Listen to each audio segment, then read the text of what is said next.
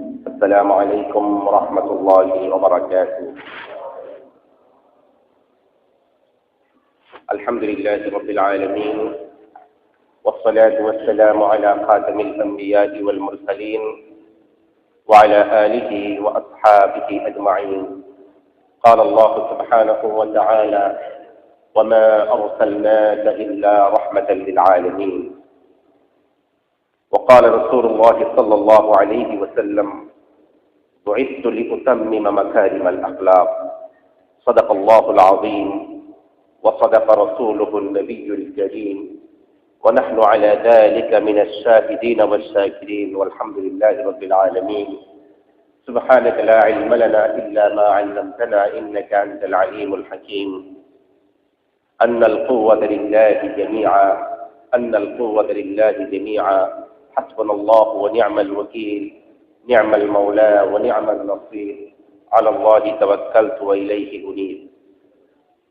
اللهم صل على محمد وعلى آل محمد كما صليت وسلمت وباركت على إبراهيم وعلى آل إبراهيم إنك حميد مجيد. اللهم بارك على محمد وعلى آل محمد كما باركت على إبراهيم وعلى آل إبراهيم إنك حميد مجيد.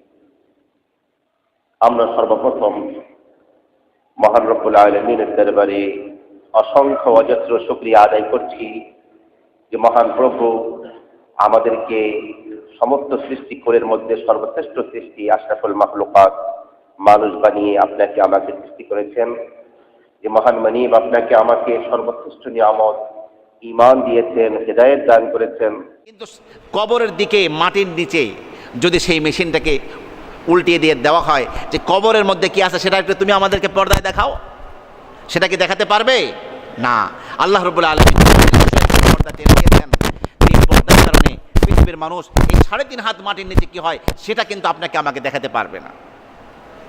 আমার ভাইরা, তাহলে কবরের ফেরেশতারা যদি এই ভয়াবহ হয়ে থাকে তাহলে আপনার এই জাহান্নামের শাস্তি কবরের শাস্তির চেয়ে অনেক গুণ বেশি ভয়াবহ, অনেক বেশি বেদনাদায়ক, অতি কঠিন হবে।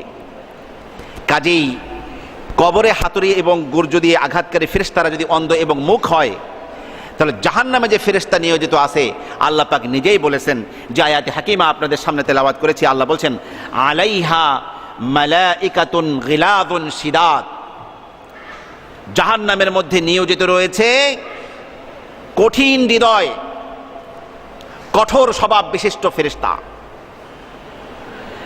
হযরত ইকরামা এই আয়াতের তাফসিরে বলেন, জাহান্নামীদের প্রথম দলটি যখন জাহান্নামে প্রবেশ করবে তখন জাহান্নামের দরজায় গিয়েই তারা দেখতে পাবে 4 লক্ষ ফেরেশতা তাদেরকে শাস্তি দেওয়ার জন্য অপেক্ষা করে বসে আছে।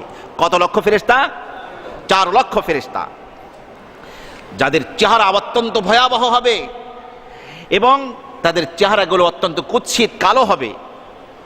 আল্লাহ রাব্বুল আলামিন কুদরতিভাবে তাদের হৃদয় থেকে সমস্ত রকমের দয়া মায়া আল্লাহ তাআলা উঠিয়ে নিয়েছেন।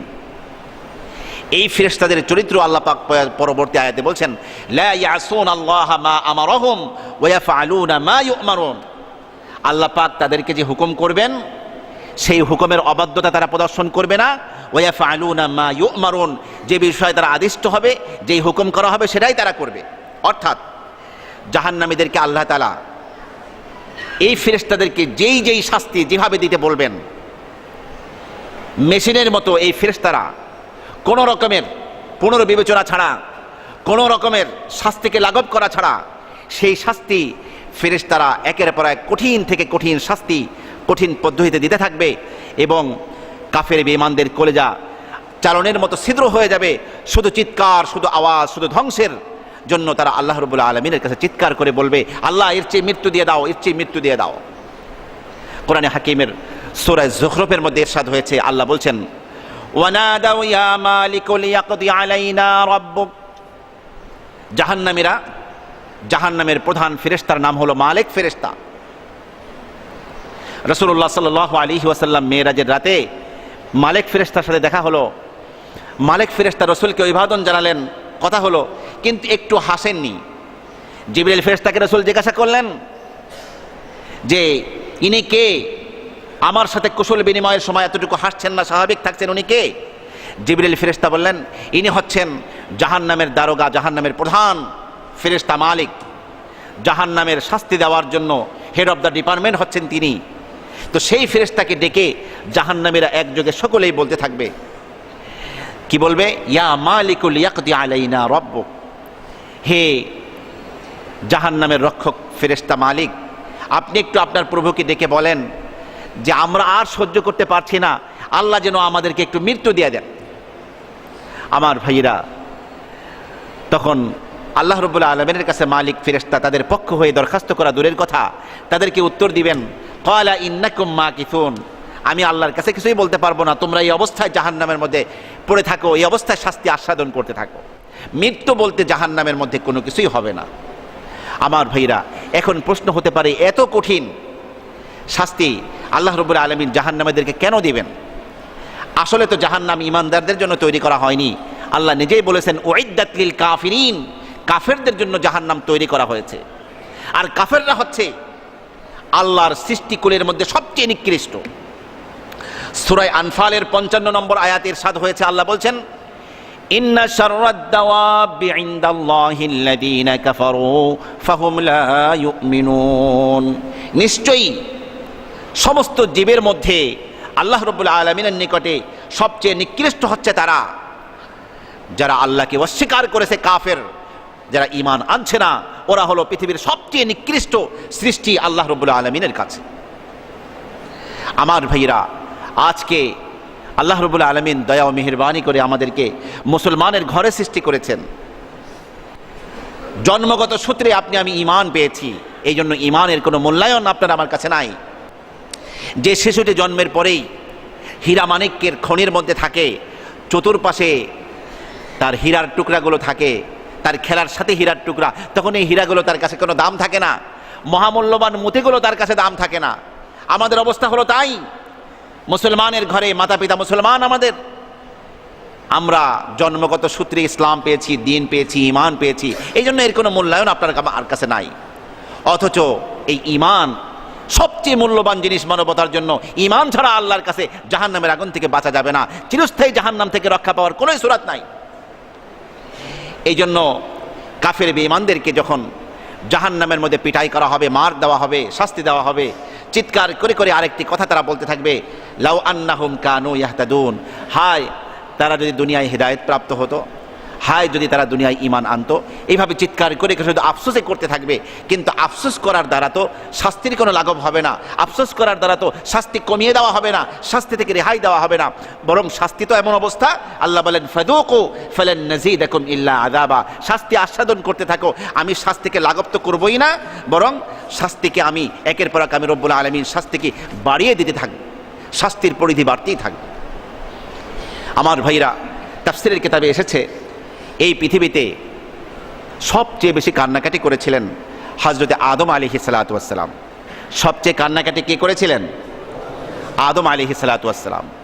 গোটা পৃথিবীর মানুষের কান্নাকে যদি এক পাল্লায় রাখা হয়, আর আদম আলাইহিস সালাতু ওয়াস সালাম আপনার আমার আদি পিতা, একটা গন্ধম খেয়ে যে অপরাধের অনুশোচনা বোধ তার মধ্যে সৃষ্টি হয়েছিল, যে কান্নাকাটি করেছিলেন, তার কান্নাকে আর এক পাল্লা রাখা হয়, তাহলে আদম আলাইহিস সালাতু ওয়াস সালামের কান্নার পাল্লা ভারী হয়ে যাবে।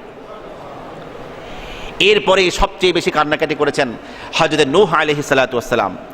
আরবিতে নাওহাতুন মানে হলো বিলাপ করা, অধিক শোকে মানুষ যে বিলাপ করে কাঁদে, আরবিতে এটাকে নাওহন বলা হয়। আসলে হযরত নূহ আলাইহিস সালাতু ওয়াস সালামের নাম ছিল আব্দুল গফফার, কিন্তু যেহেতু তিনি অনেক বেশি কান্নাকাটি করতেন, 950 বছর পর্যন্ত উম্মতকে দাওয়াত দিয়েছেন, উম্মতের সদস্যরা ইসলাম গ্রহণ করছে না, ঈমান আনছে না, 950 বছর দাওয়াত দিয়ে মাত্র 80 থেকে 82 জন মানুষ মুসলমান হয়েছে। এই জন্য তিনি এত বেশি কান্নাকাটি করতেন, তার কারণে তার নামই হয়ে গেছে নূহ, কোরআনে কারিমে তার নাম নূহ রাখা হয়েছে। আমার ভাইয়েরা, এরপরেই সবচেয়ে বেশি কান্নাকাটি করেছেন বলে তাফসীরের কিতাবে লেখা হয়েছে যে নবী, তিনি হচ্ছেন হযরত দাউদ আলাইহিস সালাতু ওয়াস সালাম। তো দাউদ আলাইহিস সালাতু ওয়াস সালাম একটা নির্ধারিত দিনে তিনি বেশি কান্নাকাটি করতেন। হযরতে ইহইয়া ইবনে আবু কাসির থেকে বর্ণিত, তিনি বলেন, দাউদ আলাইহিস সালাতু ওয়াস সালাম একটা দিন বিশাল বড় মাঠে তার মেম্বার নেওয়া হতো, তিনি মেম্বারে বসতেন, তার সামনে মানুষ বসে থাকতো, আর একদিকে জিন উপস্থিত হতো, আর এক দিক থেকে হিংস্র প্রাণীরা আসতো, পৃথিবীর যত বিষাক্ত পোকামাকড় সাপ বিচ্ছু আছে তারাও উপস্থিত হতো, সকল শ্রেণীর সৃষ্টি আল্লাহ রাব্বুল আলামিনের উপস্থিত হতো। তখন হযরতে দাউদ আলাইহিস সালাতু ওয়াস সালাম মেম্বারে উপস্থিত হয়ে মেম্বারে উঠে এমন শব্দে আল্লাহ রাব্বুল আলামিনের সিফাত গুণ হামদ ও সানা করতে থাকতেন যে এইরকম শব্দে আল্লাহ পাকের হামদ ও সানা প্রশংসা পৃথিবীর মানুষ কেউ শোনেনি। তখন সমস্ত সৃষ্টি সেখানে যারা উপস্থিত থাকতো, মানুষ, জিন এবং হিংস্র প্রাণী সহ সকল প্রাণী, তখন তারা চিৎকার করতে কাঁদতে থাকতো আমার ভাইরা, এবং চিৎকার করে কাঁদতে থাকতো, তিনি নিজেও কাঁদতে থাকতেন। এক পর্যায়ে তিনি বেহেশত এবং দোজখের আলোচনা শুরু করতেন দাউদ আলাইহিস সালাতু ওয়াস সালাম।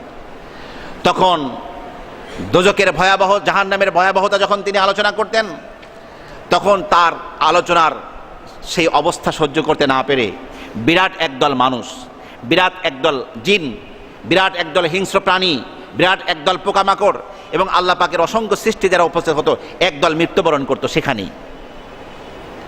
এরপরে আবার দাউদ আলাইহিস সালাতু ওয়াস সালাম মৃত্যুর আলোচনা শুরু করতেন।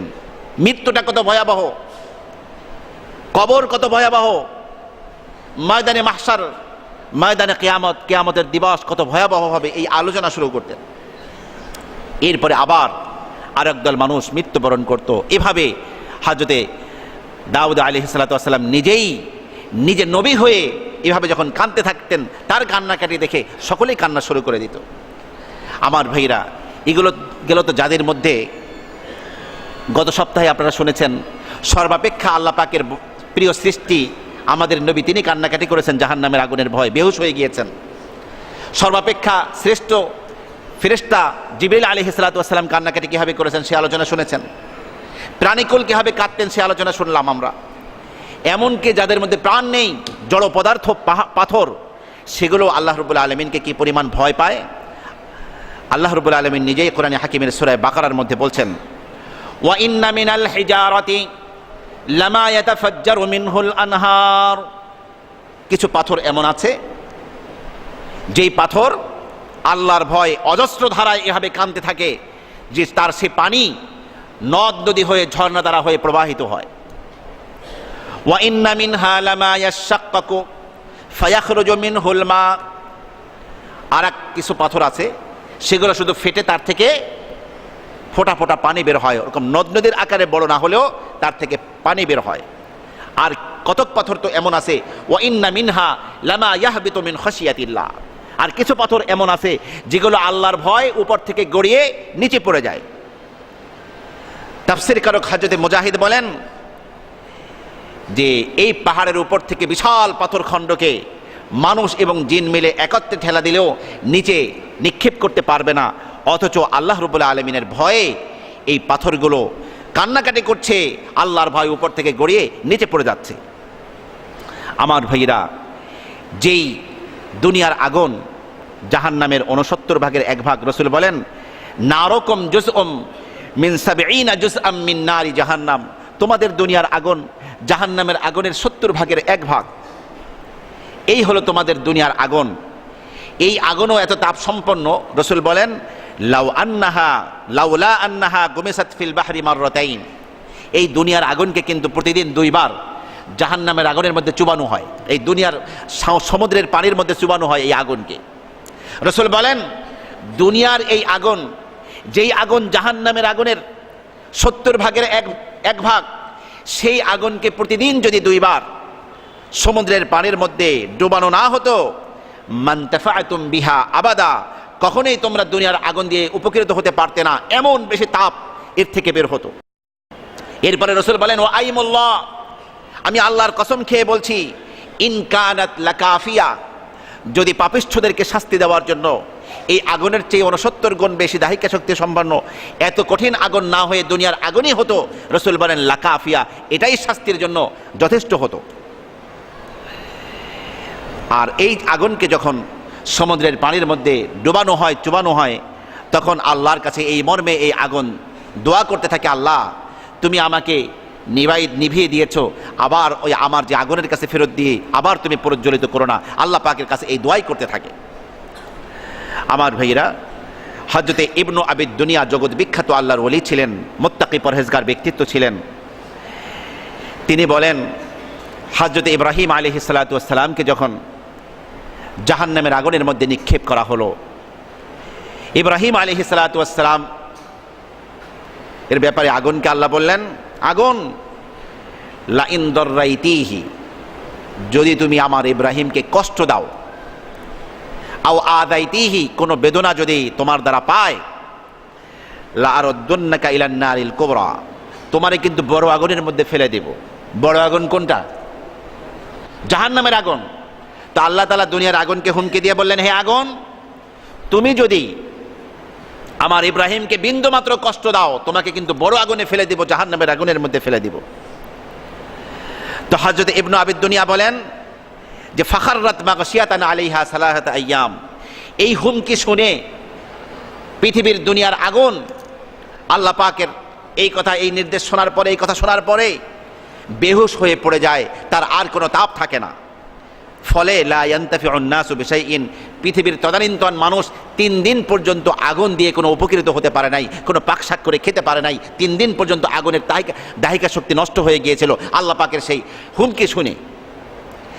যেই আগুন হয়ে আগুনকে ভয় পায়, আর মানুষ রক্ত মাংসের মানুষ হয়ে সেই আগুনের ভয় আমাদের মধ্যে নাই। আমার ভাইরা, হযরত মুজাহিদ তাফসীর কারো বলেন, নারুকুম হাদিহি, তোমাদের এই দুনিয়ার আগুন, তাস্তাঈদু মিন নারি জাহান্নাম, জাহান্নামের আগুন থেকে আল্লাহর কাছে পানাহ চাই প্রতিদিন। এই জন্য আপনাকে আমাকে জাহান্নামের আগুন থেকে বাঁচার জন্য দরবারে খোদাবন্দিতে কান্নাকাটি করতে হবে, আল্লাহর কাছে পানাহ চাইতে হবে, ওই সমস্ত অপরাধমূলক কর্মকাণ্ডকে ছেড়ে দিতে হবে যা করলে জাহান্নামে পোড়া লাগে, এবং বেশি করে কান্নাকাটি করতে হবে। এখন জাহান্নামের আগুনের ভয় যদি কান্নাকাটি করি, তাহলে আপনার আমার এই কান্নাকাটিটা আপনার আমাকে কি ফল দিবে, এই বিষয়ে বিশ্বনবী বলছেন, নাসাই এবং তিরমিজি শরীফের হাদিস, লা ইয়ালিজুন নারা রাজুলুন বাকা মিন খাশিয়াতিল্লাহি হাত্তা ইয়াউদাল লাবানু ফিদ দারই, কোন গরু থেকে দুধ দহন করা হলে, ছাগল থেকে, উট থেকে দুধ দহন করা হলে, দহনকৃত দুধ আবার সেই গরুর সেই থনের মধ্যে, স্তনের মধ্যে ফিরে যাওয়া, এটা আর ফিরে যায় না। রাসূল বলেন যে দহনকৃত দুধ স্তনের মধ্যে ফিরে যাওয়া যেমন অসম্ভব, যে ব্যক্তি আল্লাহর ভয় কান্নাকাটি করেছে সে ব্যক্তিও সেইভাবে জাহান্নামে যাওয়া তার অসম্ভব, আল্লাহ পাক তাকে জাহান্নামে দিবেন না। এই জন্য নিয়মিতভাবে আমার ভাইরা জাহান্নামের আগুনের ভয়ে আমাদেরকে কান্নাকাটি করতে হবে। রাত শুধু ঘুমিয়ে থাকার জন্য নয়, শেষ রাত্রে উঠে সকলেই কান্নাকাটি করতে হবে আল্লাহর কাছে। আমার ভাইরা, রাসূল আরো বলছেন তিরমিজি শরীফের হাদিস, আইনানে লা তামাসসুহুমান নার, দুটি চক্ষু এমন আছে যেই চক্ষু দুটিকে জাহান্নামের অগ্নি স্পর্শ করবে না। তার মধ্যে আইনুন, একটি চক্ষু হচ্ছে ওই চক্ষু, বাকাত ফি জাওফিল লাইলি মিন খাশিয়াতিল্লাহি আযজা ওয়া জাল্লা, রাতের আধারে যেই চক্ষু আল্লাহর ভয়ে কান্নাকাটি করেছে, এই চক্ষু জাহান্নামের আগুনে পড়বে না। ওয়া আইনুন বাতাত তাহরুসু ফি সাবিলিল্লাহি আযজা ওয়া জাল্লা, এবং ওই চক্ষু জাহান্নামের আগুনে পড়বে না যেই চক্ষু আল্লাহর পথে বিনিদ্র রজনী থেকে পাহারাদারি করেছে। মুজাহিদরা ঘুমিয়ে আছে, রাতের আধারে শত্রুপক্ষ হামলা চালাতে না পারে, তারা পাহারাদারি করলো।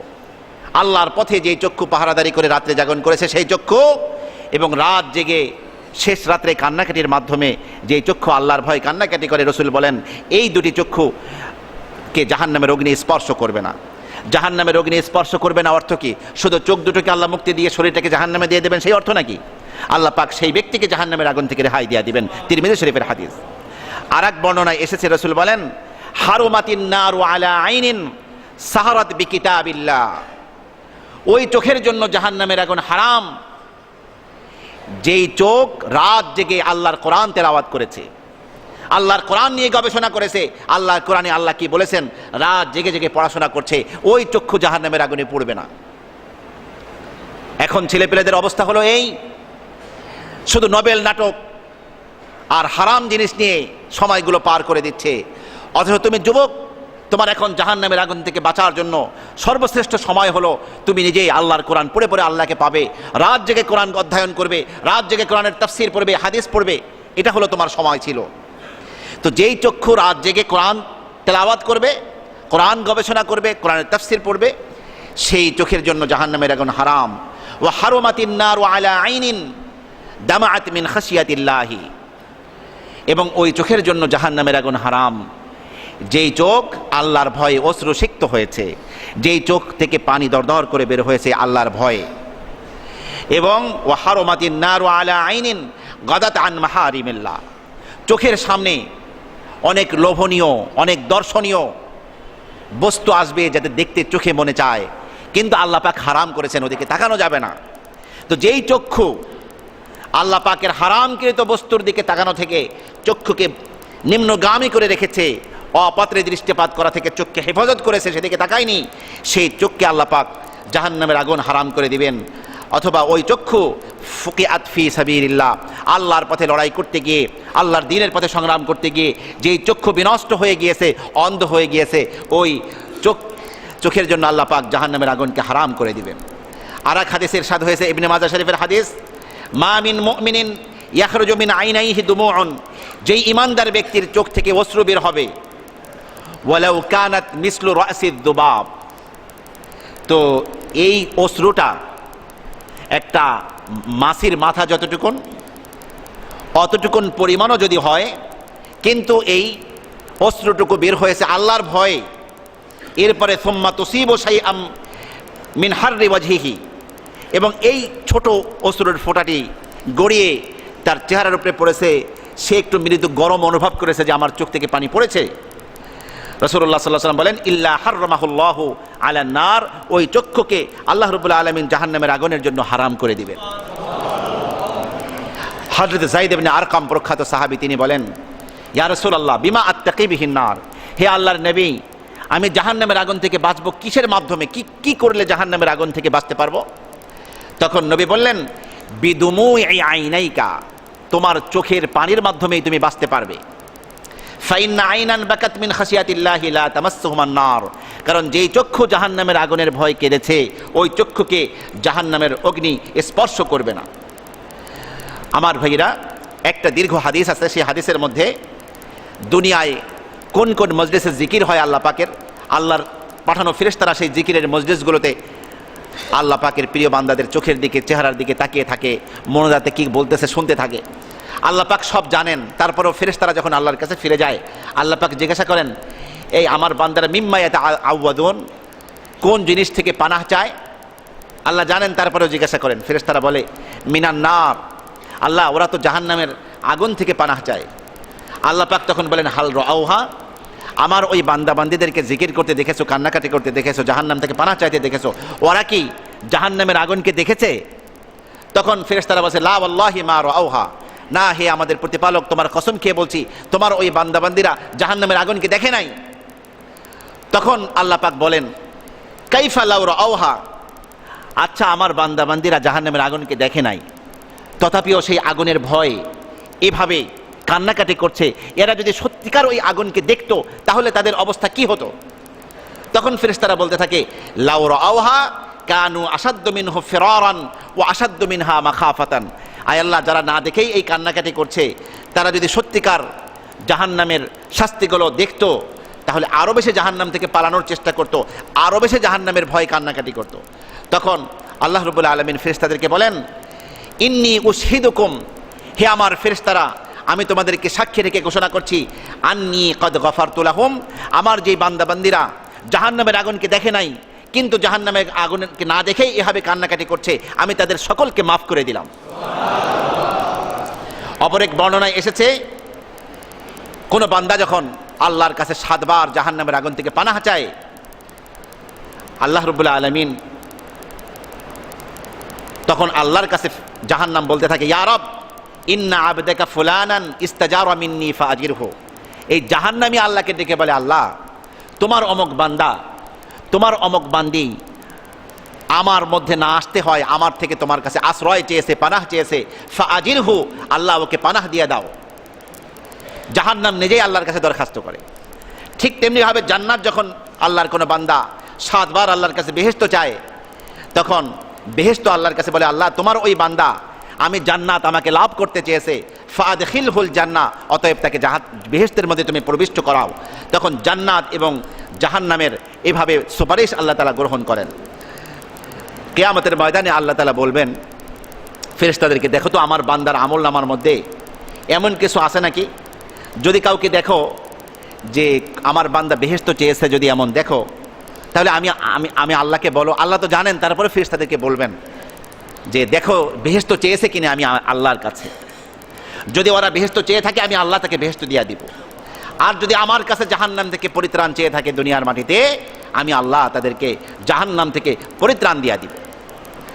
হযরত মুজাহিদ বলেন, তাফসীর কারক, যে কিয়ামতের দিন আল্লাহ পাকের এক বান্দাকে একেবারে শিকল বেঁধে এখনই জাহান্নামে নিক্ষেপ করা হবে, কিন্তু জাহান্নাম তাকে নিতে যাবে না। জাহান্নাম তার থেকে মুখ ফিরিয়ে অন্যত্র সরে থাকবে।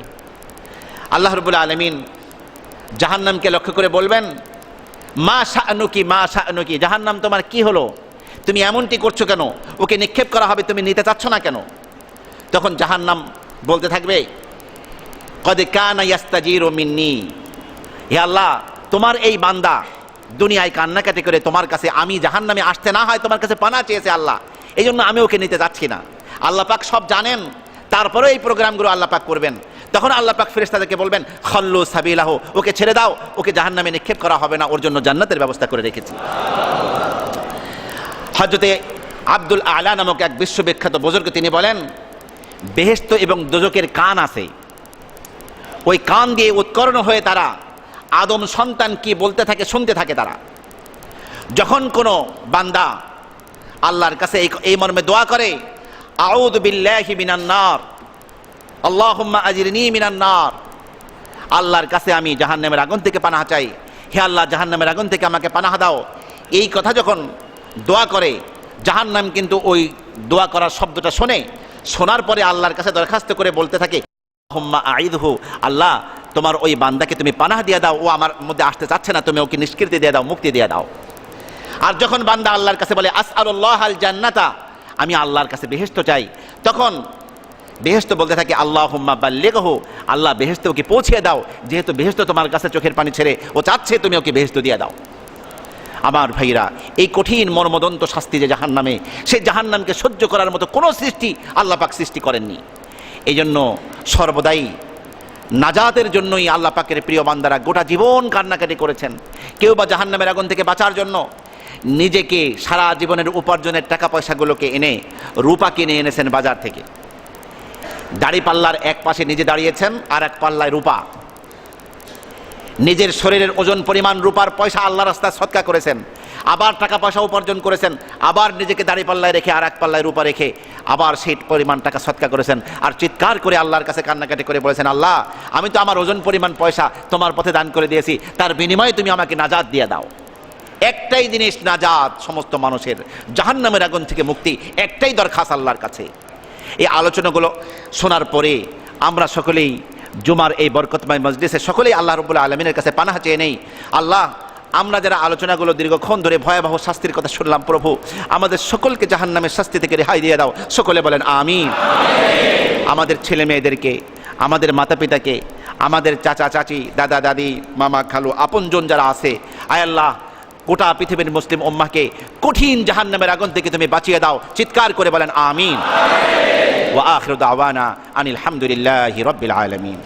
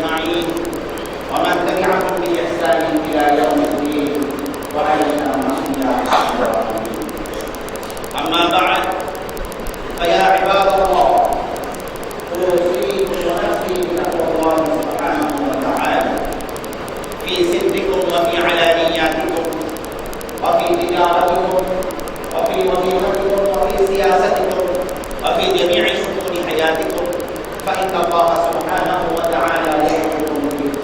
يقول الله عز وجل: يا أيها الذين آمنوا اتقوا الله حق تقاته ولا تموتن إلا وأنتم مسلمون.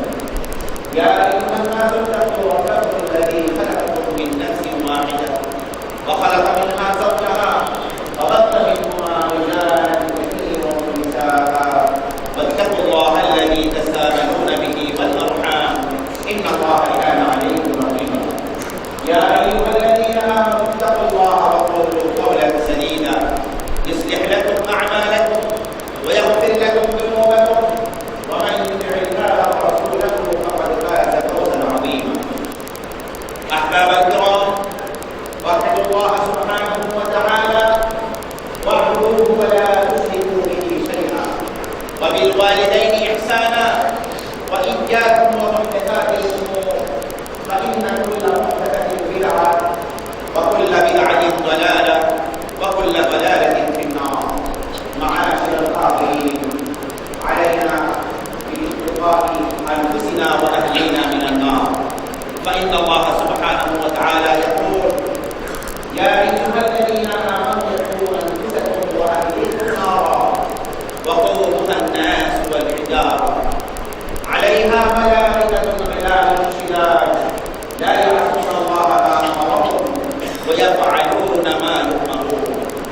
وقال تعالى: فمن الناس من يقول ربنا آتنا في الدنيا وما له في الآخرة من خلاق، ومنهم من يقول ربنا آتنا في الدنيا حسنة وفي الآخرة حسنة وقنا عذاب النار. أولئك لهم نصيب مما كسبوا والله سريع الحساب. أحباب الكرام، عليكم وعلى نسائكم بالحجاب، فإن الله سبحانه وتعالى يأمركم به. يقول الله عز وجل: قل للمؤمنين يغضوا من أبصارهم ويحفظوا فروجهم ذلك أزكى لهم إن الله خبير بما يصنعون. وقل للمؤمنات يغضضن من أبصارهن ويحفظن فروجهن الآية. وقال تعالى: وقرن في بيوتكم ولا تبرجن تبرج الجاهلية الأولى وأقمنا الصلاة وآتينا الزكاة وأطعنا الله ورسوله إنما يريد الله ليذهب عنكم الرجس أهل البيت ويطهركم تطهيرا. وقال تعالى: وإذا سألتموهن متاعا فاسألوهن من وراء حجاب ذلكم أطهر لقلوبكم وقلوبهن. وقال تعالى: يا أيها النبي قل لأزواجك وبناتك ونساء المؤمنين يدنين عليهن من جلابيبهن ذلك أدنى أن يعرفن فلا يؤذين وكان الله غفورا رحيما.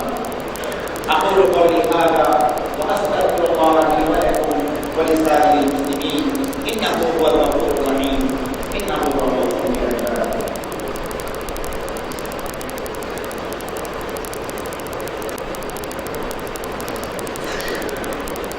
الحمد لله نحمده ونستعينه ونستغفره ونؤمن به ونتوكل عليه ونعوذ بالله من شرور أنفسنا ومن سيئات أعمالنا.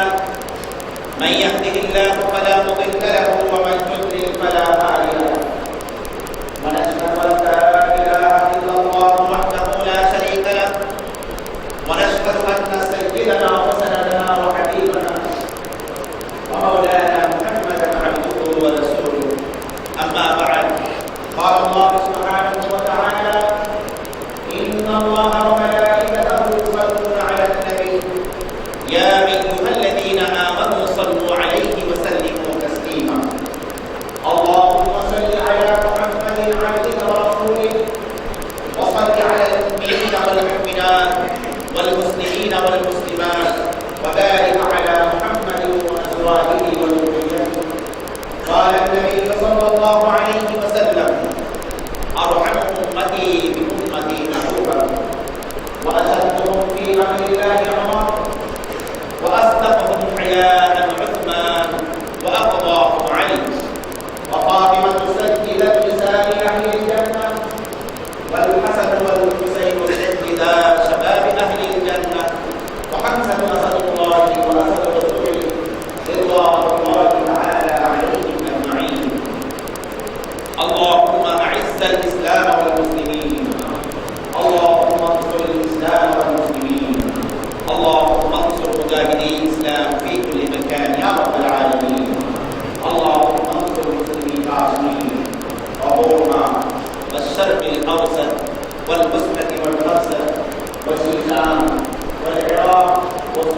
والغلام فلسطين وإيران وأفغانستان وباكستان ومصر وبنغلاديش واخذل الكفرة والمبتدعة والملاحدة والعلمانية واليهود والنصارى والمشركين.